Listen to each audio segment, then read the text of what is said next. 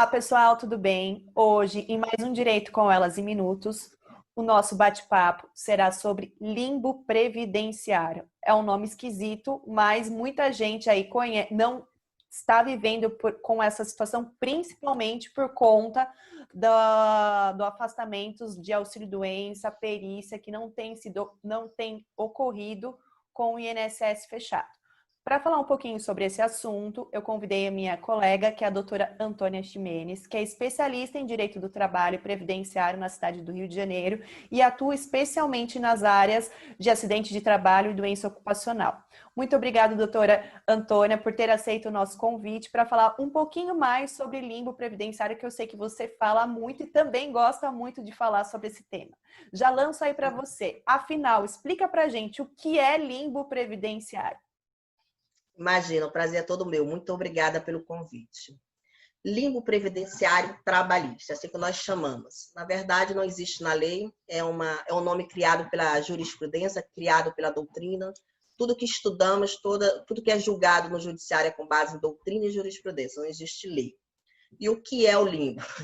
Limbo é estar no espaço, vagando, literalmente. Eu costumo dizer que limbo você fica num vácuo financeiro. E é literalmente vagando. Vagando por quê?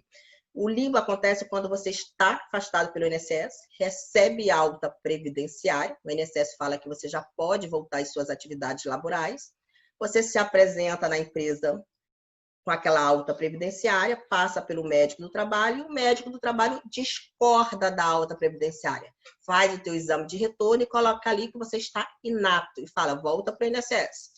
Aí, geralmente, tu volta para o INSS, marca uma nova perícia. O INSS fala que tu tá lindo, tá tudo perfeito. Volta para a empresa diz de novo que você está inapto. Você fica naquele vai e volta. Isso é no limbo. E por que limbo? Porque como você recebeu a alta previdenciária, você deixou de receber os benefícios. Você não recebe mais o benefício mensal. E como a empresa não te aceita, ela não te dá trabalho, ela não está te pagando salários. Ou seja, tu não recebe nem salários e nem benefícios. E é muito comum a gente receber nos nossos escritórios clientes, empregados que estão assim há 6 meses, 1 ano. Eu já recebi casos de até 3 anos nessa situação. Vai e volta, vai e volta.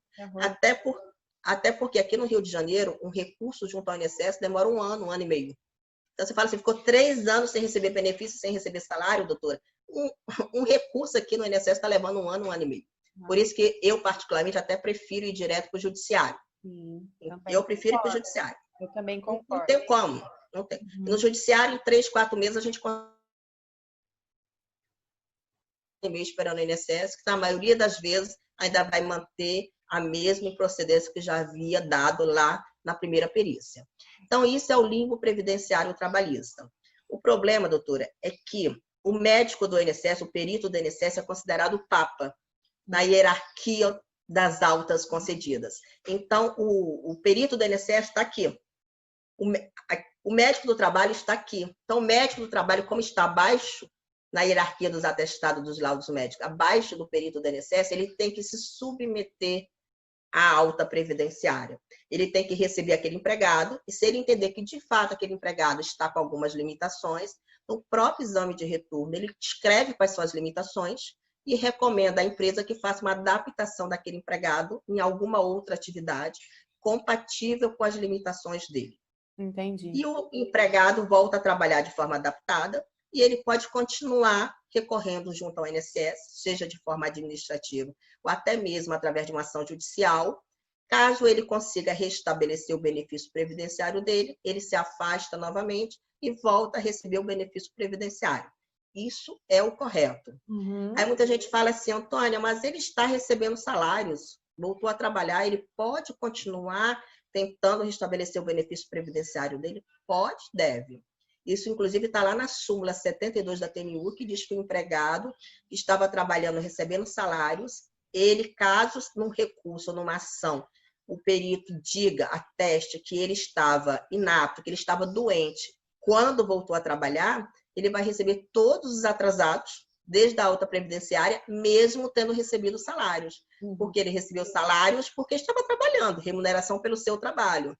E vai receber benefícios previdenciários porque o INSS lhe deu alta com ele capaz.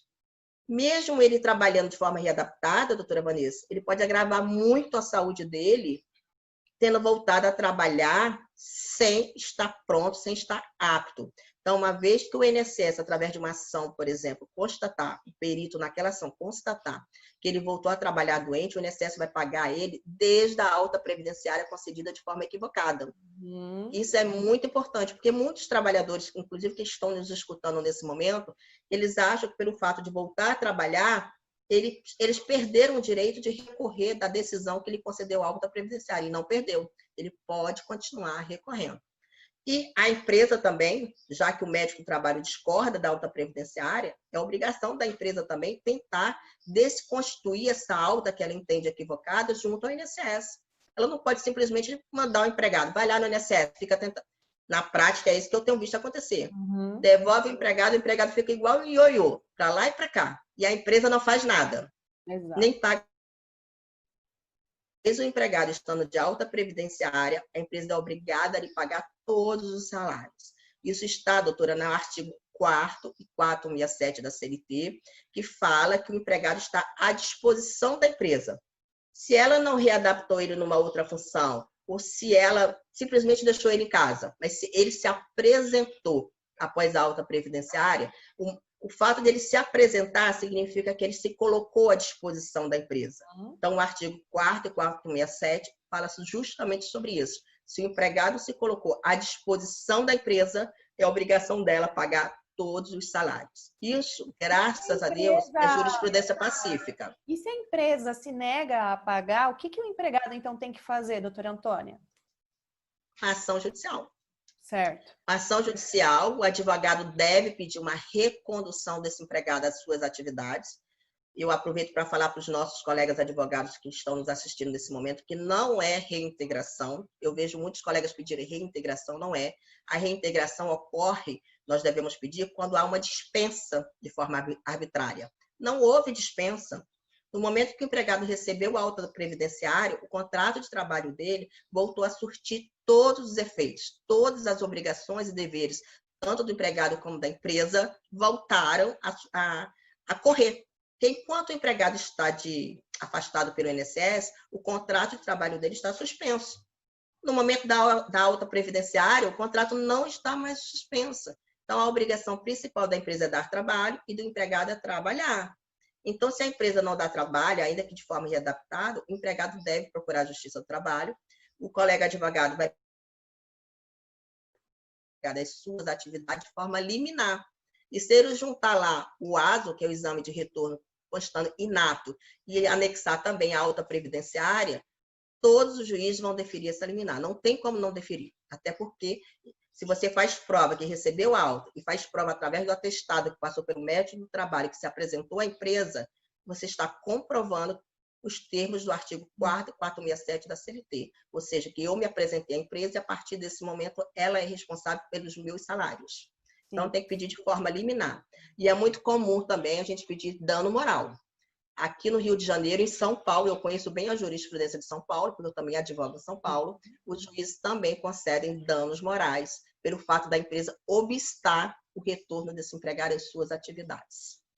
E como tem empregados, doutora, que ficam 1 ano, 2, 3 nessa situação, não é só os salários que ele tem direito, não. Ele vai ter direito a férias, 13º, participação nos lucros, naqueles casos que a empresa divide lucros, pagamento de cestas básicas para aquelas empresas que pagam, todos os benefícios. Aí muitas vezes eu escuto, mas ele não estava nem trabalhando, como é que ele vai ter direito a férias? Eu não estava trabalhando porque a empresa obstou o seu retorno. Exato. Então a empresa vai estar se beneficiando de sua própria torpeza. A empresa está negligenciando, tem palavras que são difíceis, negligenciando letra de lei, não está cumprindo a lei, ainda vai se beneficiar. Não vai pagar férias, não vai pagar a cesta básica, o ticket de refeição. Isso seria se beneficiar de sua própria torpeza. Então, além dos salários, o empregado tem direito a férias, 13º e todos os benefícios que a empresa paga e que não estava pagando naquele momento do limbo previdenciário que o empregado se encontra, em função da empresa ter obstado o seu retorno, discordando da alta previdenciária. Se ela discorda da alta previdenciária, ela que vá lá junto ao INSS contestar essa alta previdenciária, mas enquanto ela não desconstituir essa alta previdenciária que foi concedida pelo ente público, ou seja, tem legitimidade para isso, ela está obrigada a receber esse empregado. E readapta. Se ela realmente acha que ele não tem condições de voltar à mesma atividade, readapta. Aí outra pergunta muito interessante, assim, é obrigada a readaptar? Vamos falar aí, vamos entrar aí na função social da empresa. A gente fala tanto de função social. Nesse momento, a empresa tem que mostrar a função social dela. A empresa não existe só para lucro. Ela tem uma função social e deve se dar de forma efetiva, principalmente nesses momentos, né? E nós também temos a convenção da OIT 161, que diz claramente que o empregado ele deve se readaptar em outras funções de acordo com as suas limitações funcionais.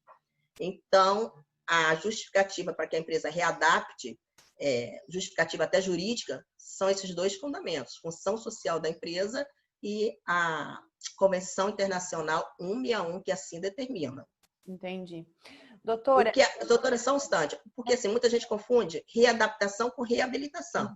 São coisas diferentes. Readaptação, eu adapto aquele empregado de forma provisória numa outra atividade compatível com as limitações dele daquele momento. Ele melhorou, eu coloco ele na função dele.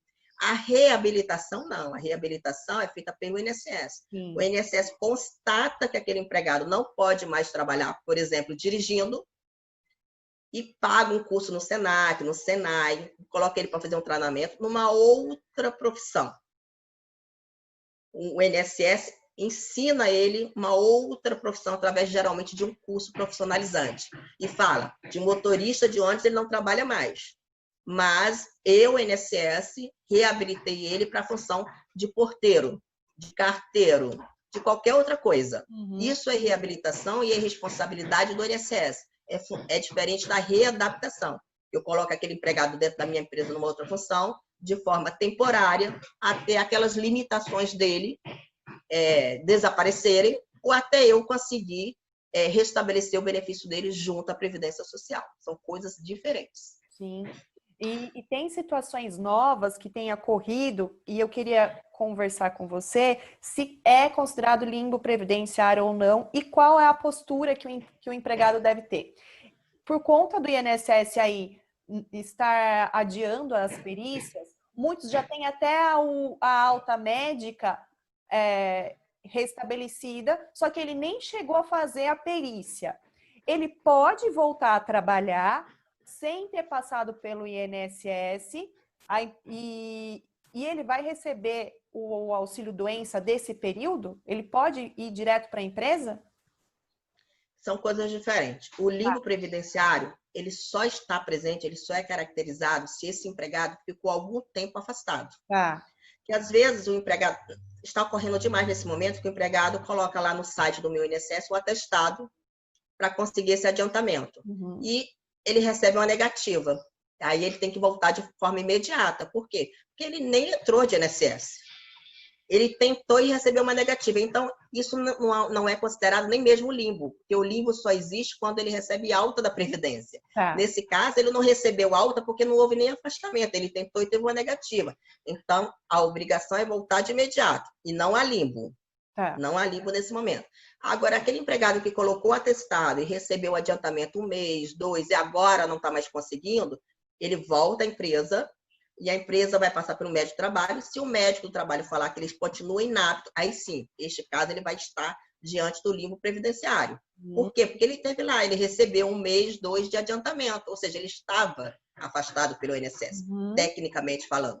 Mas aquele empregado que de cara já recebeu o não do INSS, não recebeu nem 1 mês de adiantamento, não está no limbo. Tem que voltar de imediato.